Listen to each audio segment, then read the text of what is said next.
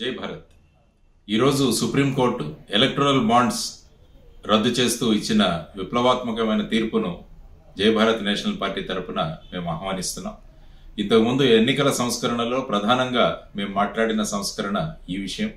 అందువల్ల ఈ electoral bonds వల్ల కేవలం కొన్ని ప్రస్థాపిత పార్టీలకే కార్పొరేట్ల దగ్గర నుంచి ఫండ్స్ రావడం, వీటి వల్ల వారు బలోపేతమై మిగతా పార్టీలను అణగదొక్కడానికి చేస్తున్న ప్రయత్నాలకు ఒక అడ్డుగోడనుగా ఈరోజు ఇచ్చిన జడ్జిమెంట్ నిలుస్తుంది.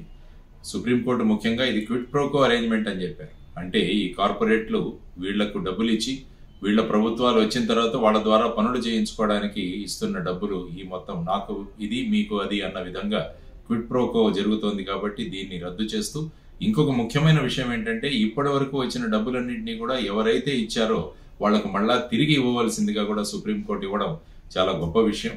తర్వాత దీనికి విరుద్ధంగా కేంద్ర ప్రభుత్వం ఆర్డినెన్స్ కానీ ఏదైనా తీసుకొచ్చే ప్రయత్నం చేస్తే అది పూర్తిగా ఈ ఎన్నికల వ్యవస్థలను అది విధ్వంసం చేయడమే అన్నది నా అభిప్రాయం. అందువల్ల సుప్రీంకోర్టు ఇచ్చిన తీర్పును ఆహ్వానం చేస్తూ అన్ని పార్టీలు కూడా వాళ్ళ దగ్గరికి వచ్చిన డిపాజిట్స్ అన్ని కూడా ఎవరైతే డబ్బులు పెట్టుబడి పెట్టారో వాళ్లకు మళ్ళా తిరిగి ఇచ్చేస్తారని నేను కోరుకుంటున్నాను. ఇలాంటి సంస్కరణలు రావాలి అని జై భారత్ నేషనల్ పార్టీ కోరుకుంటూ ఉంటుంది.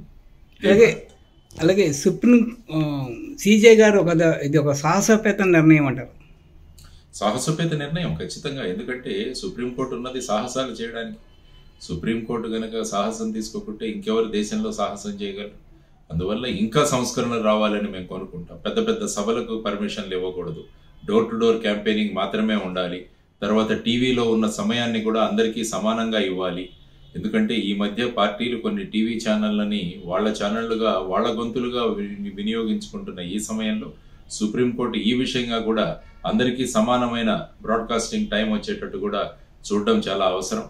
ఈ విధమైన మార్పులు తీసుకొచ్చి ఎన్నికల సంస్కరణలు వచ్చినప్పుడే ఈ వ్యవస్థ మీద ప్రజల యొక్క నమ్మకం బలపడుతుంది. ఆ తర్వాత ఎన్నికలు కూడా సజావుగా జరిగి ప్రజాస్వామ్యం మీద ప్రజల యొక్క అభిప్రాయం కూడా బలోపేతం అవుతుంది. ఇది చేయాల్సిన బాధ్యత మన అందరి మీద ఉంది. కాబట్టి ఈ ఓటు హక్కు అన్నది చాలా పవిత్రమైనది.